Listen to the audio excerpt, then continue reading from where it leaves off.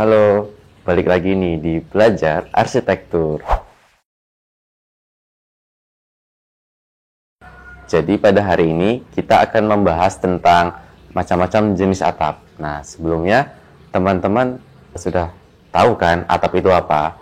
Jadi kalau kita jelaskan, atap itu bisa dibilang sebagai naungan dari sebuah bangunan yang berfungsi untuk melindungi apa-apa saja yang ada di dalam sebuah bangunan dari berbagai macam benda-benda yang kemungkinan masuk dan mengganggu penghuni yang ada di dalamnya, seperti hujan, debu, dan yang lainnya.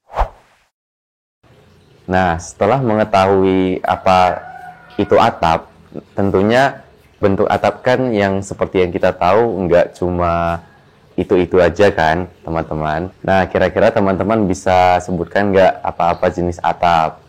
Yang jelas bukan atap keluarga ya, teman-teman. Jadi, atap itu kalau kita lihat, itu kan punya banyak sekali jenis. Mulai dari atap limasan, atap plana yang paling sederhana, hingga macam-macam model atap yang dikombinasikan seperti atap joglo mungkin yang punya beberapa macam kemiringan. Nah, di video kali ini kita akan membahas tentang jenis-jenis atap apa saja yang biasa atau umum digunakan pada bangunan-bangunan rumah yang ada di Indonesia. Oke, daripada berlama-lama, langsung saja yang pertama. Oke, yang pertama ada atap plana atau biasa disebut juga atap kampung. Nah, atap plana ini terbilang cukup populer di Indonesia karena cara pembuatannya dan juga biaya untuk pengerjaannya tidak terlalu mahal. Nah, bentuk atap plana ini bisa dikatakan sebagai atap dengan bentuk yang paling sederhana. Teman-teman tentunya sudah tahu lah kalau atap plana ini seperti atap-atap yang kalau misalnya teman-teman gambar di pemandangan, itu kan nanti ada gubuknya. Nah, biasanya kan gubuknya itu nanti kita gambar dengan menggunakan atap plana. Nah, atap plana itu biasanya hanya disusun oleh dua sisi yang saling bertemu di ujung. Nah, ujungnya itu nanti kita sebut dengan bumbungan. Nah, keunggulan yang paling utama dari atap plana itu adalah mudahnya untuk mencari atap yang bocor. Itu dikarenakan atap plana memiliki dua sisi yang tidak saling menutupi, sehingga ketika terjadi kebocoran pada genteng, maka akan lebih mudah untuk dilakukan pengecekan. Selain itu, atap dengan bentuk plana ini sendiri memiliki kemiringan minimal 30 derajat. Hal itu sangat cocok untuk diterapkan di Indonesia, mengingat curah hujan yang sangat tinggi di Indonesia. Dengan kemiringan atap sekitar minimal 30 derajat itu, maka air hujan yang turun akan lebih mudah untuk dialirkan ke bawah. Nah, untuk kelemahannya sendiri, atap plana ini bisa dikatakan mungkin tidak sebegitu menarik jika dibandingkan dengan bentuk-bentuk atap yang lainnya, mengingat bentuknya yang sangat sederhana yang hanya berbentuk dua bidang yang saling bertemu di satu titik. Tentunya jika ingin mendesain sebuah rumah dengan konsep yang lebih modern, atap dengan jenis ini agak kurang tepat jika dijadikan pilihan utama dalam desain bangunan tersebut. Namun jika teman-teman tetap ingin menggunakan desain bentuk atap plana pada rumah modern ataupun minimalis, hal tersebut bisa kita akali dengan penggunaan secondary skin maupun dinding yang kita tinggikan untuk menutupi bentuk dari atap plana tersebut, sehingga bentuk atap plana yang terkesan sederhana dan bisa dilihat kurang cocok dengan desain-desain rumah yang modern bisa ditutupi dengan adanya variasi-variasi tersebut. Yang kedua, atap limasan. Nah, atap limasan ini atau bisa disebut dengan atap perisai, ini merupakan bentuk atap yang bisa dikatakan sebagai penyempurnaan dari bentuk atap plana. Nah, di mana bentuk atap perisai ini adalah bentuk atap dengan kombinasi dari bidang trapesium dan juga segitiga yang disusun menjadi satu bentuk seperti prisma. Karena bentuk dari atap limasan ini sendiri adalah sebuah penyempurnaan dari atap plana, maka bentuk atapnya sendiri bisa dikatakan lebih modern dan cocok digunakan pada rumah-rumah dengan desain yang lebih beragam ketimbang rumah-rumah dengan atap pelana. Kemudian kelebihan lainnya dari atap limasan ini adalah kemiringan yang dimiliki oleh atap limasan ini sendiri. Nah, karena hampir mirip nih konfigurasinya dengan atap pelana yang memiliki sudut minimal 30 derajat untuk kemiringannya, maka turunnya air hujan akan sangat baik dengan menggunakan atap ini. Nah, kemudian kelemahan dari atap limasan ini adalah biaya. Nah, karena bentuknya yang sedikit lebih kompleks dari atap pelana yang hanya 2 bidang, atap limasan yang memiliki 4 bidang miring ini tentunya mengeluarkan biaya yang lebih mahal ketimbang atap pelana. Kemudian selain dari sisi biaya, kekurangan yang paling mencolok dari atap limasan ini adalah atap ini memiliki 4 sisi seperti yang kita sebutkan tadi, sehingga arah aliran hujan tidak bisa difokuskan pada titik-titik tertentu karena akhirnya atap tersebut akan mengalirkan air jatuh ke 4 sisi bangunan. Karena di lahan yang sempit itu, kan kita nggak bisa mengalirkan air hujan ke sembarang arah. Artinya kita tidak boleh mengalirkan air hujan ke tetangga. Nah, atap limasan ini sendiri yang memiliki 4 sisi, kita terpaksa mengalirkan ke semua sisi bangunan. Nah, untuk penanggulangan dari hal tersebut, misalnya kalau teman-teman masih ingin menggunakan atap limasan, kita bisa menggunakan talang sebagai alternatif untuk mengarahkan aliran dari air hujan. Kemudian yang ketiga, ada atap dak. Atap dak ini biasa kita sebut dengan atap datar. Nah, atap dak ini biasanya menggunakan material beton sebagai material utamanya, yang mana atap dak ini walaupun kita lihat itu dari jauh datar, tapi sebenarnya atap dak ini nggak terlalu datar-datar banget, teman-teman. Nah, biasanya pada atap dak kita kasih kemiringan 1 hingga 2 derajat. Hal ini kita lakukan untuk mengalirkan air hujan agar tidak tertampung pada atap dak yang datar. Nah, kelebihan atap dak ini antara lain adalah atap dak yang memiliki permukaan yang datar cenderung lebih serbaguna. Artinya, rumah yang menggunakan atap dak pada bagian atapnya itu bisa kita fungsikan sebagai rooftop maupun ruang-ruang lain yang nantinya akan berada di atas bangunan.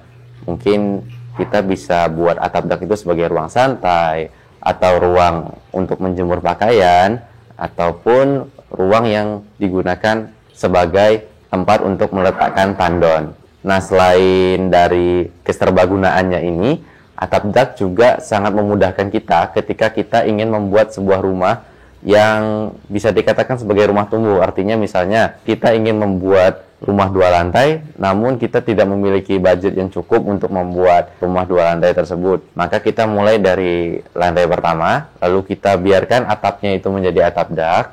Kemudian ketika budgetnya sudah ada, baru kita tambah ke lantai kedua dengan menggunakan atap dak sebagai lantai dari bangunan tambahan tersebut. Nah, selain dari kelebihan yang tadi, atap dak juga memiliki kelebihan seperti daya tahannya yang lebih kuat karena material dasarnya adalah beton, lalu tidak mudah terbakar, balik lagi karena material dasarnya adalah beton, serta mudah dibersihkan.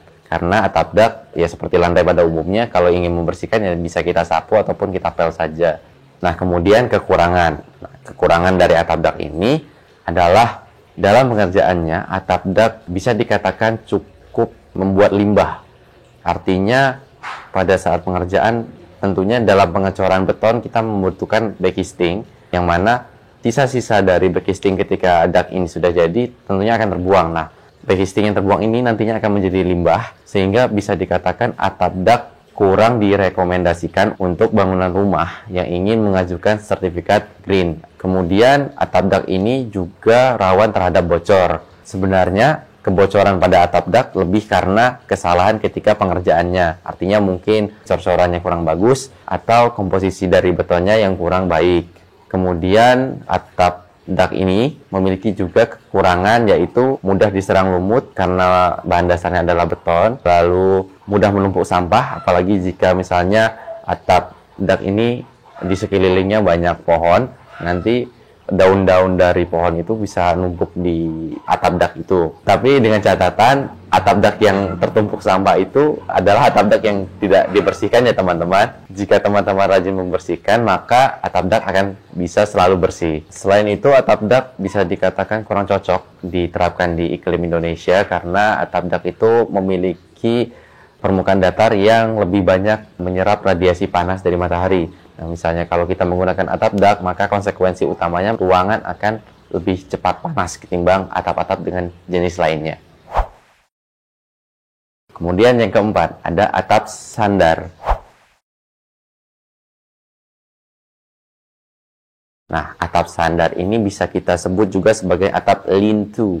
Nah, atap sandar ini adalah sebuah atap yang mana model dari atap ini adalah sebuah bidang atap tunggal seperti atap pelana, namun yang mana atap ini nantinya akan menempel pada dinding. Jadi gini teman-teman, misalnya ini ada dinding, nah atap sandar itu nanti akan menempel di dinding ini sebagai tumpuan utamanya. Adapun kelebihan dari atap sandar ini adalah satu, atap sandar ini menggunakan material yang lebih sedikit daripada atap-atap lainnya karena seperti yang tadi kita jelaskan kalau atap sandar ini kan hanya satu bidang. Nah, jadi penggunaan material tidaklah terlalu banyak dibandingkan dengan bentuk-bentuk atap lainnya. Kemudian kelebihan lain dari atap sandar ini juga dari segi kemiringannya karena atap sandar ini seperti atap pelana maupun limasan yang memiliki kemiringan minimal 30 derajat, maka air hujan akan lebih mudah untuk turun sehingga tidak tertampung di atap terlalu lama. Serta kelebihan yang paling mencolok dari bentuk atap ini tentunya dari segi estetika. Karena bentuknya yang unik, maka bangunan-bangunan dengan desain yang modern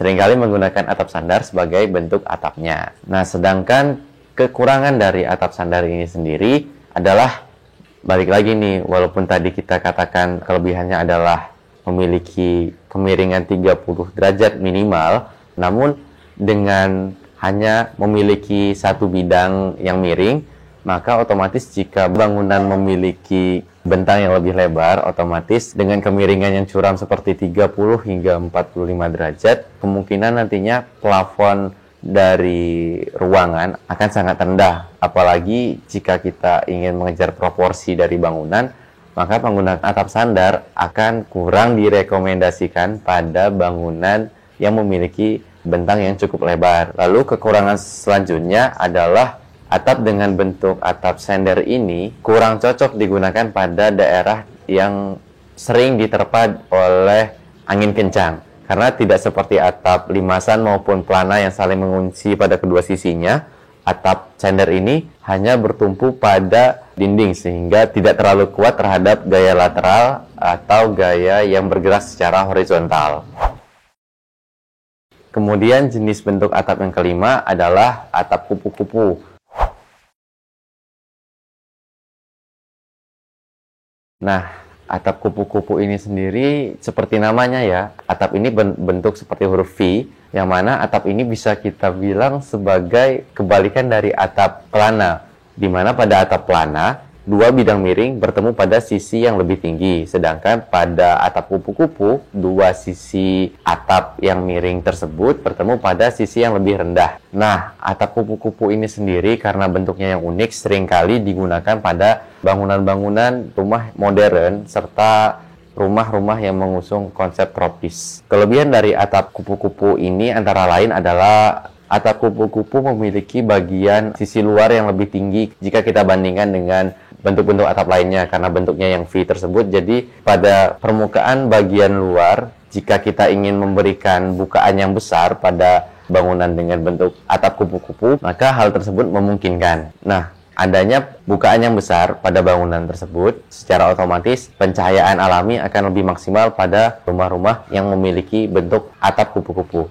Nah, hal ini pula lah yang menjadi alasan utama mengapa pada rumah-rumah maupun bangunan yang mengusung konsep green atau sustainable seringkali menggunakan atap kupu-kupu untuk mengurangi penggunaan lampu sehingga pada siang hari cahaya yang masuk bisa lebih dimaksimalkan. Nah, selain itu karena bentuk atap kupu-kupu yang V tadi, maka arah air hujan akan lebih mudah dikontrol karena jatuhnya air hujan hanya akan terfokus pada satu titik sehingga kita akan lebih mudah dalam peletakan talang dan juga pipa penyaluran drainase air hujan. Kemudian untuk kekurangannya, atap kupu-kupu cenderung memiliki biaya yang lebih mahal daripada bentuk-bentuk atap lainnya karena bentuknya yang lebih kompleks dan dinamis, sehingga struktur rangkanya sendiri akan jauh lebih sulit ketimbang atap-atap lainnya. Selain itu, kekurangan lainnya dari atap kupu-kupu ini adalah kesulitan untuk mengontrol panas. Nah, jika tadi kita katakan rumah dengan atap kupu-kupu ini bisa memaksimalkan pencahayaan ruang, maka dari itu pula ada kelemahannya, karena jika pada siang hari panas matahari yang masuk ke dalam bangunan terlalu banyak, maka nanti akan menyebabkan ruangan menjadi panas. Nah, untuk mengurangi efek buruk dari besarnya bukaan tersebut, maka bisa digunakan secondary skin sebagai solusi dari masalah tersebut. Kemudian yang keenam ada atap joglo. Tentunya kalau teman-teman mendengar kata joglo, tentu yang hal pertama yang teman-teman bayangkan atau terlintas di pikiran teman-teman adalah rumah tradisional dari Jawa. Nah, atap joglo ini sendiri memang sangat identik dengan atap-atap tradisional rumah-rumah Jawa karena sebagian besar atap-atap rumah adat Jawa menggunakan atap jenis ini. Bentuk dari atap joglo sendiri memiliki dua kemiringan, yang mana bagian atas memiliki kemiringan yang lebih curam, sedangkan yang bagian bawah memiliki kemiringan yang lebih landai. Kelebihan dari atap joglo sendiri adalah atap joglo cenderung lebih mudah untuk mengalirkan air karena memiliki bagian yang memiliki kecuraman yang tinggi pada bagian tengahnya. Lalu atap joglo juga bisa melindungi sisi-sisi bagian teras ataupun dinding karena memiliki bagian yang landai, sehingga mengurangi efek tampias dari air hujan. Sedangkan untuk kekurangan dari atap joglo ini sendiri, antara lain biaya yang cukup mahal karena kompleksitasnya, karena memiliki dua kemiringan.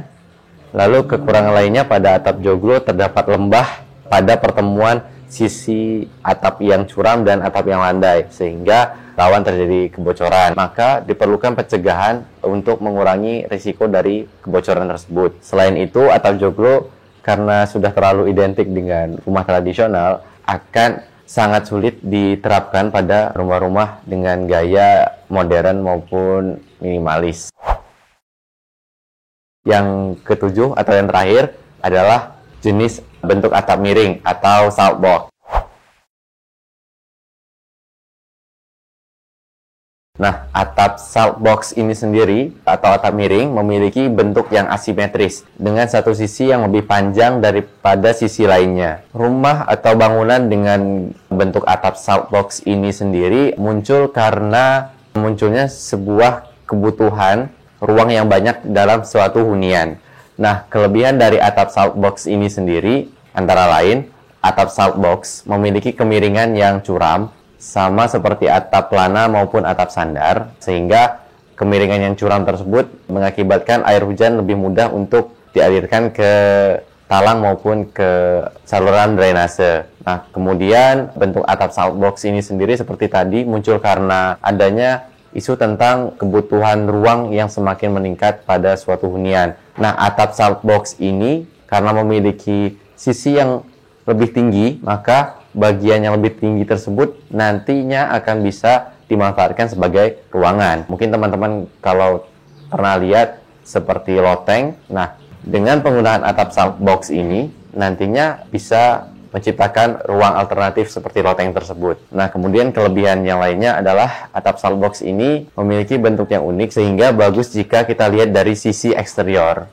Lalu kekurangan dari atap saltbox ini sendiri adalah karena sisi yang memiliki panjang yang berbeda, maka modul-modul rangka atapnya nanti juga akan berbeda, sehingga kita tidak bisa menyamakan struktur atap yang pendek dan juga atap yang panjang. Sehingga dalam pemesanan, misalnya kalau kita menggunakan modul atap, nanti akan menambah dari segi pembiayaan bangunan. Nah, kemudian kekurangan yang lain, meskipun tadi kita sebutkan ada kelebihan bisa memberikan ruangan pada bagian bawah atap, pemanfaatan ruang di bagian bawah atap ini nantinya juga tidak akan terlalu efisien karena kemungkinan besar ruangan tersebut nantinya akan memiliki plafon yang miring, sehingga nanti akan ada bagian ruangan yang lebih rendah daripada bagian yang lainnya, sehingga akan lebih sulit dalam hal penataan interior.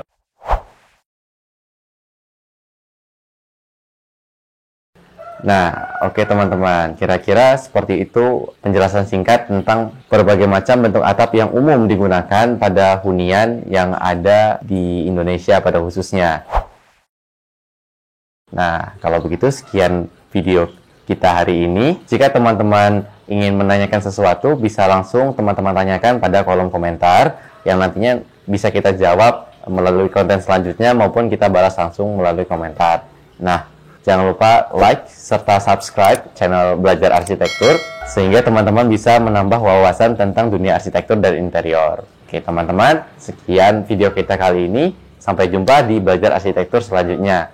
Cheers, bye-bye. Belum itu kenapa pindah? Panas mas, tak pindah ya.